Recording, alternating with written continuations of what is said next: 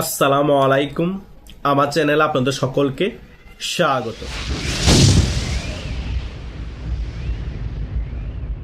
আমেরিকার president Donald Trump হওয়ার পরে আমরা মনে করেছিলাম বিশ্বের রাজনীতিতে অনেক আমূল পরিবর্তন হবে। আমেরিকার প্রেসিডেন্ট ডোনাল্ড ট্রাম্প হওয়ার পরপরই আমরা মনে করেছি রাশিয়া এবং ইউক্রেন যুদ্ধ তিনি বন্ধ করে দিতে পারবেন এবং মিডল ইস্টে যে উত্তেজনাকর পরিস্থিতি ইসরায়েল এবং ফিলিস্তিনের এবং ইরানের সেটাও কমিয়ে ফেলতে পারবে। তিনি আসার পরে বরং রাশিয়া এবং ইউক্রেন যুদ্ধ আরো ভয়াবহ রূপ নেয় এবং মিডল ইস্টের মধ্যে ইসরায়েল ইরান আক্রমণ করে বসে।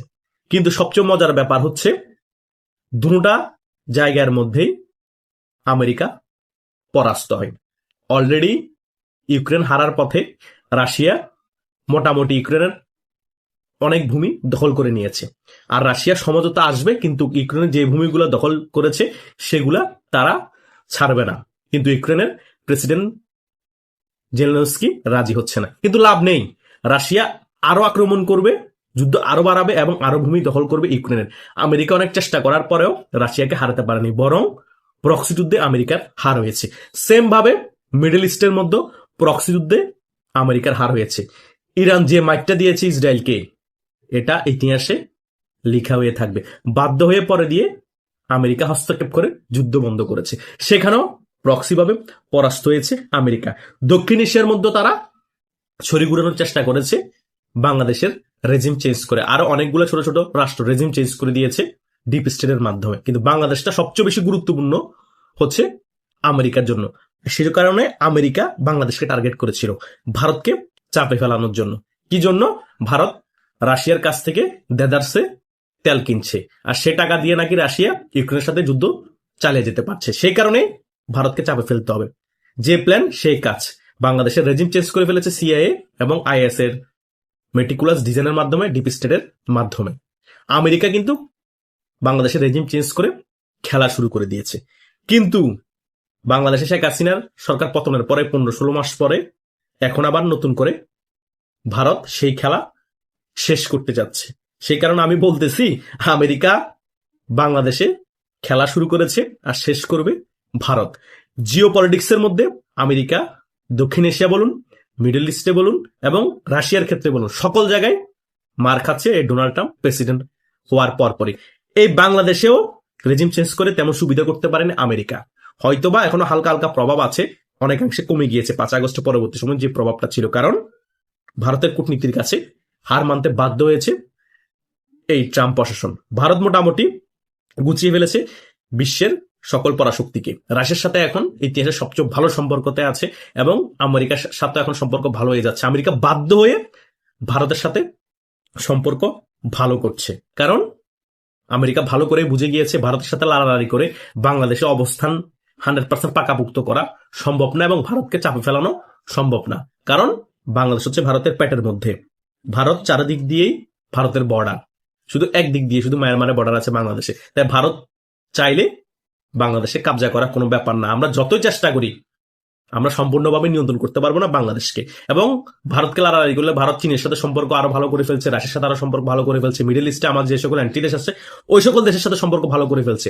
আমরা তো মিডল ইস্টও আধিপত্য হারিয়ে ফেলছি, রাশিয়া তো আধিপত্য তো একেবারেই নেই ওই সাইডটাতে। এখন দক্ষিণ এশিয়াতে আমরা আধিপত্য হারিয়ে ফেলবো, তাহলে আমরা সুপার পাওয়ার থেকে সরে যাওয়ার সম্ভাবনা আছে। সেই কারণে এখন ভারতের সাথে একটা আঘাত করার চেষ্টা করছে আমেরিকা, আর সেটাতেই সবচেয়ে বড় প্লাস পয়েন্ট ভারতের জন্য। ভারত এখন বাংলাদেশের মধ্যে খেলা শেষ করার মিশনে নেমেছে, কারণ আমেরিকা যেটা শুরু করেছে সেটা তো ভারতকেই শেষ করতে হবে।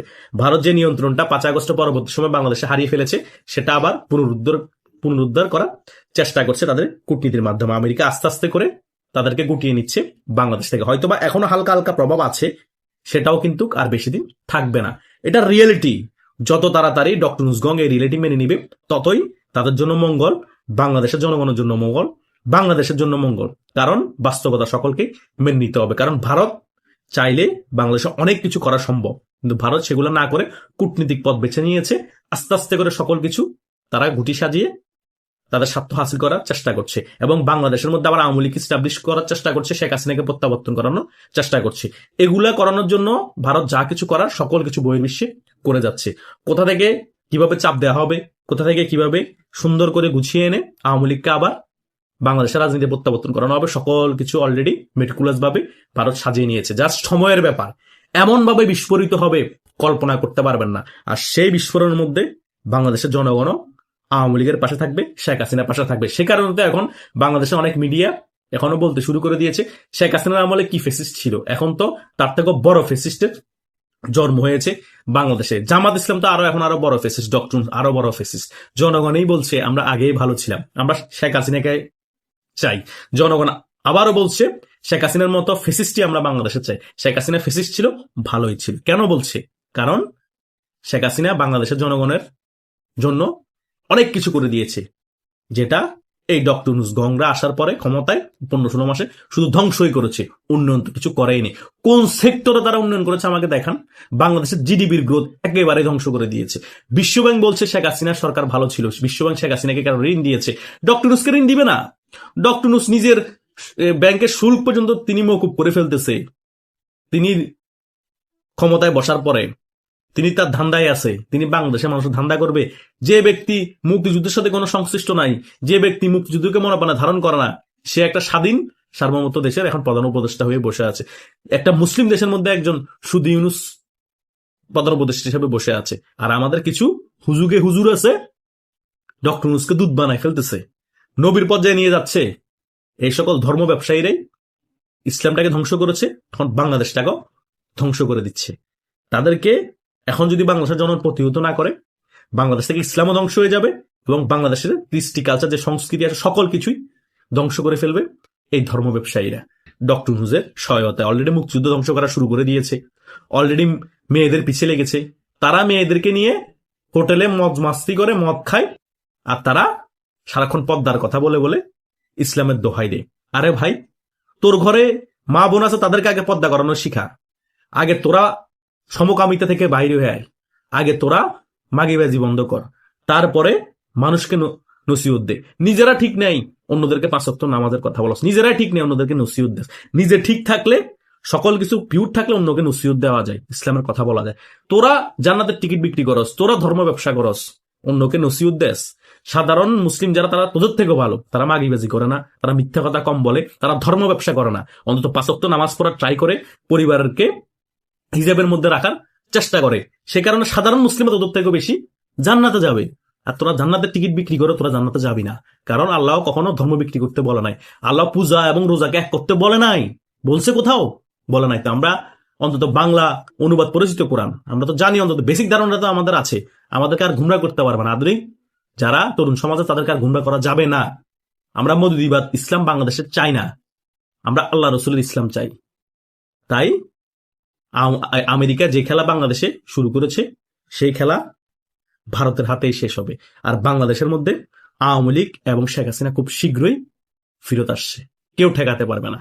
আশা করছি সকল বিষয় বুঝতে পেরেছেন। আপনাদের যদি মতামত থাকে কমেন্ট করে জানাতে পারেন। ধন্যবাদ সকলকে।